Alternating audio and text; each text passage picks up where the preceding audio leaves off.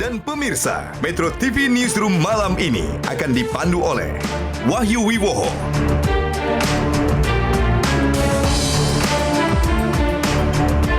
Don Bosco Selamun,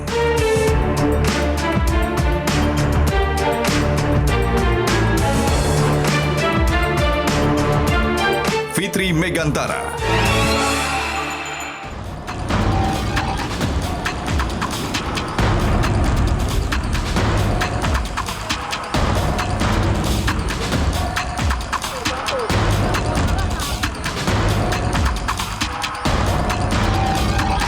kita tahu kinerjanya. Oh, jadi ini masih dalam proses seleksi. Ya kita kan tahu kinerjanya.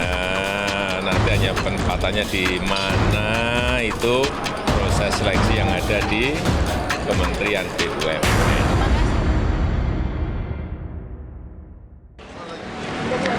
Udah dijawab, ulang lagi. Kan di luar, Pak. Oh iya, kenapa nggak di dalam? Bisa dielaborasi lagi. Udah dijawab nanti, kamu jawab ya. Pak, ini Saya jawab. ayo. Pak Erik. Pak, ini Pak, nanti atau Pak, ini Pak, sektornya aja deh Pak, kalau enggak Pak. Tadi udah ngomong di dalam, ayo, tuh. Sektornya aja. Nanti Senin ada lagi figur yang lain. Siapa lagi, Ya Pak? tunggu Senin. Jamnya jam. Loh kan kemarin dari profesional, Pak. dari Jubir kan Pak Jubir udah bicara bahwa semua yang akan terlibat di BUMN, apakah komisaris dan direksi harus bebas. Kalau memang orang partai harus mengundurkan diri.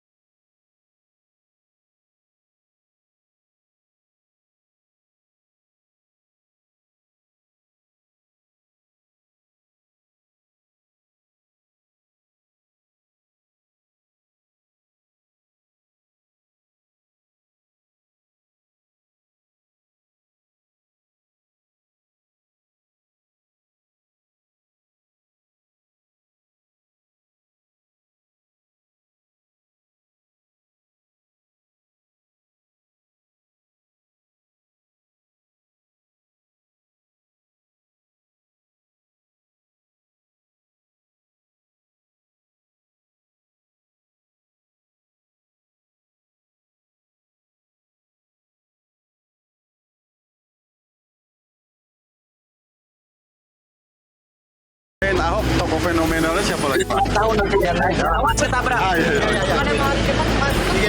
Ya nanti Senin ada lagi pagi. Oh, Pak, terkait.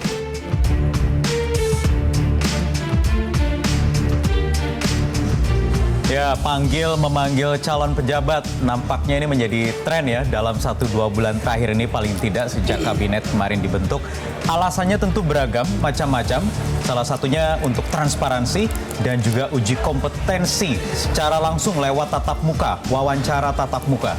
Tapi sekaligus bisa jadi ini mungkin yang kita tidak sadari mungkin atau Anda tidak sadari pemirsa adalah uji publik. Menguji bagaimana respon publik akan suatu wacana dan sosok yang dipanggil tersebut. Ini terlihat paling tidak ketika Menteri BUMN Erick Thohir yang sudah kita saksikan tadi tayangan cuplikannya memanggil sejumlah nama untuk mengisi pos-pos penting di perusahaan-perusahaan plat merah yang langsung disambar dengan beragam respon, ada yang positif, ada yang negatif, ada juga yang keras, frontal dengan penuh amarah begitu ya. Bang Don mungkin dipanggil juga Bang Don. Kita jauh dari urusan itu, Pak Yu. Kita jadi jurnalis saja. Tetapi memang menjadi menarik ya. Ini kalau soal Ahok, ketika dipanggil lalu kemudian menimbulkan pro kontra begitu. Pertanyaan sebetulnya adalah masalahnya pada Ahok atau pada mereka yang menentang? Kan kira-kira begitu ya? Itu pertanyaan yang mestinya bisa kita dalami dan bisa kita lihat secara mendalam, dan kita tidak bisa menstigmatisasi orang dengan cara data yang tidak cukup, dengan pengalaman atau pikiran yang dangkal, tanpa fakta yang mendalam tentang kinerja seseorang. Saya yakin jika ini adalah penunjukan dari seorang Presiden Jokowi, seperti umumnya untuk BUMN yang besar, tentu ada pertimbangannya. Mungkin seorang Ahok itu adalah seorang yang layak menjadi breakthrough untuk Pendobrak juga untuk ya. mampetnya proses good governance dalam Betul. perusahaan. Mungkin. Kalau mau kita coba kulik dan bedah secara substansi begitu ya, jangan Betul. melenceng di luar hal yang pokok begitu. Betul. Ya. Ini yang terjadi sekarang. Oke, tapi kalau misalnya kita lihat 3 orang eksternal dari BUMN yang kemudian dipanggil oleh Menteri BUMN Erick Thohir ini adalah kemudian pesannya mungkin adalah anti korupsi, karena selain Ahok kemudian ada juga Chandra Hamzah yang memiliki rekam jejak di lembaga anti rasuah. Itu Ya. kemudian mungkin yang dianggap sebagai bersih-bersih BUMN dari korupsi.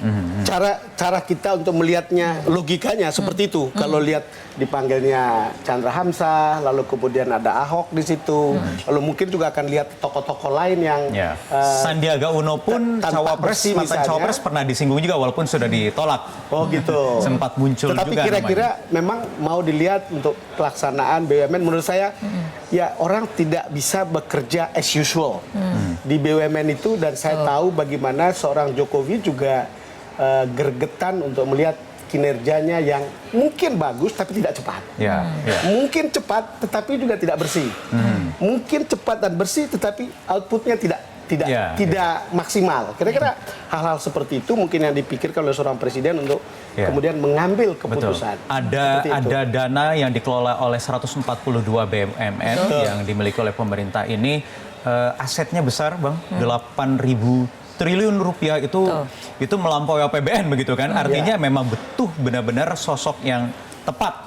Yang tentunya ini juga harus sesuai presiden. Dan kita harus selera presiden begitu kan. Dan saya rasa kita harus mengapresiasi langkah Erick Thohir ya. Kalau lihat seperti ini kelihatannya enak langkahnya. Artinya pingin cepat gitu. Tapi kita lihat mungkin terlalu dini untuk menilai hasilnya. Betul, kita lihat. Karena kemudian belum ada juga keputusan tokoh-tokoh ini akan ditaruh di perusahaan plat merah yang mana seperti ini, masih kemudian menjadi rumor-rumor. Apakah jadi direktur utama, direksi, atau jajaran komisaris, termasuk komisaris utama. Dan bila kita lihat juga memang sejumlah perusahaan ataupun persoalan di perusahaan BUMN ini memang menganga mulai dari mengubah kompetensi dan budaya bisnis dari BUMN itu sendiri, menciptakan good corporate governance, dan tadi membendung laju korupsi di Kementerian BUMN ataupun di perusahaan BUMN, karena kita ketahui ada sekitar 8 direksi BUMN yang kemudian terjerat kasus korupsi selama ini. 8 ya. Ya, itu menjadi salah satu faktor pertimbangan mungkin begitu ya, dengan munculnya nama-nama yang paling tidak sudah dimunculkan dalam beberapa pekan terakhir ini. Mungkin walaupun kita juga harus jujur ya, saya tidak tahu, saya mengikuti perjalanan atau langkah Ibu Rini Sumarno selama 5 tahun. Paling tidak kesan saya sudah banyak perubahan di BUMN. Banyak perubahan, dan sampai-sampai kita misalnya lihat bankir terbaik itu ada di BUMN. Lihat beberapa manajer terbaik itu ada di sejumlah BUMN. Artinya tidak juga terlalu buruk sebetulnya. Cuman mungkin targetnya mungkin harus lebih besar, targetnya juga harus lebih ambisius, maka harus dilakukan perubahan. Orang seperti Erick Thohir, lalu kemudian ada Budi Sadikin di situ, ada Kartiko di situ, orang-orang profesional yang mungkin kita bisa percaya ketika mengambil langkah-langkah seperti sekarang. Iya, kita review juga sedikit Bang Don dan juga Rara, kalau ada pernyataan presiden yang sudah berulang kali disampaikan di sejumlah kesempatan, ini disampaikan kepada menterinya, para pembantunya, untuk ditegaskan lagi bahwa menteri-menteri tidak boleh memiliki visi dan misi sendiri dalam menjalankan tugasnya, yang ada adalah visi misi presiden. Kita lihat cuplikannya. Saya ulangi lagi, tidak ada visi misi menteri, semua harus mengacu pada RPJMN sebagai penuangan visi misi presiden wakil presiden. Saya ingin agar semuanya bisa sambung satu garis lurus dari pusat sampai ke daerah, dan dimulai dari RPJMN kita. Sambung ke sasaran pokok serta agenda prioritas nasional, lalu sambung lagi ke rencana strategis dari setiap kementerian. Ya, ini satu tarikan nafas dari apa yang disampaikan Presiden barusan tadi, yang bukan hal baru dalam pemerintahan periode keduanya ini, Bang Don dan Sarah ya. Artinya memang apapun yang dilakukan oleh menteri-menteri Presiden ini harus merepresentasikan visi misi Presiden. Artinya pemilihan tokoh-tokoh juga artinya sudah dengan persetujuan dari Presiden. Nah, itu hampir pasti saya pernah bertemu dengan Presiden tentang terhadap dengar dari beliau tentang bagaimana pergantian direksi maupun komisaris di BUMN-BUMN besar. Kasusnya BRI yang terakhir. Kemarin ya. Beliau bilang, Kalau lihat peraturannya itu pasti atas perintah presiden. Ya.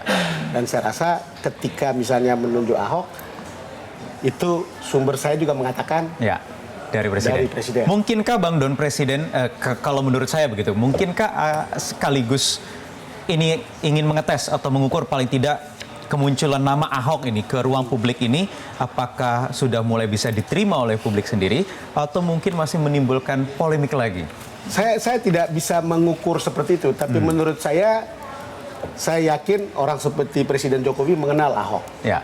Tahu kapasitas, kita namanya juga ya, tahu bekas. kapasitas. Kita mengenal Ahok sebagai Ya. orang yang ngomongnya Ya. keras, Ya. lugas, cenderung kasar, Ya. yang kemudian menimbulkan kegaduhan. Itu kan pengenalan umum. Ya, Tetapi tidak berarti stigmatisasi untuk mengatakan dia tidak punya kemampuan. Karena itu juga jadi masalah. Sama seperti misalnya, oh dia terlibat dalam kasus penghinaan terhadap agama tertentu. Ya. Gitu. Ya. Ya, tidak berarti untuk urusan ini Betul. dia jelek. Itu Ya. sama. Kita tidak bisa menstigmatisasi seperti itu. Betul. Sama seperti misalnya, oh 212 itu kita nganggap itu radikal. Enggak ada. Ya, ya. Sebagian Setuju. besar orang-orang Sepakat. baik di situ. Sepakat. Tapi kita menstigmatisasi Ya. seolah-olah seperti itu. Ya. Nah, kita selalu dangkal berpikir. Ya. Menurut saya masyarakat kita tidak punya kemampuan dan kemauan untuk mendalami dengan Ya. benar. Ya. Ya. Lalu kemudian mengambil kesimpulan, lalu mengambil sikap yang belum tentu Ya. punya dasar. Melihat secara jernih begitu Betul. ya, secara utuh lewat substansi yang dihadirkan, bukan yang di luar konteks atau cari-cari alasan lain, alasan tidak santun, tidak sopan, keras, yang itu ya selalu saja ramai diperbincangkan. Kita tahu ada sosok-sosok lain, Chandra Hamzah. Ya, Chandra Hamzah. Dengan Kita latar misalnya belakangnya di KPK. tidak tahu juga bagaimana kapabilitasnya untuk memimpin perusahaan, tetapi Ya. paling tidak kita tahu bahwa dia adalah seorang mantan komisioner KPK Ya. yang paham seluk-beluk bagaimana sebuah corporate bisa dijalankan Betul. dengan bersih. Yang Ya. paling penting adalah sampai detik ini integritasnya tidak ada yang meragukan. Betul. Oke, baik. Kita akan bahas lagi nanti sejumlah informasi lainnya, ada isu-isu lainnya akan kita hadirkan masih terkait Presiden Jokowi. Nah, ini yang mengultimatum lewat gigitan, Bang. Ketika mendengar kata gigitan apa? Kita akan kembali lanjutkan nanti usai jeda berikut ini.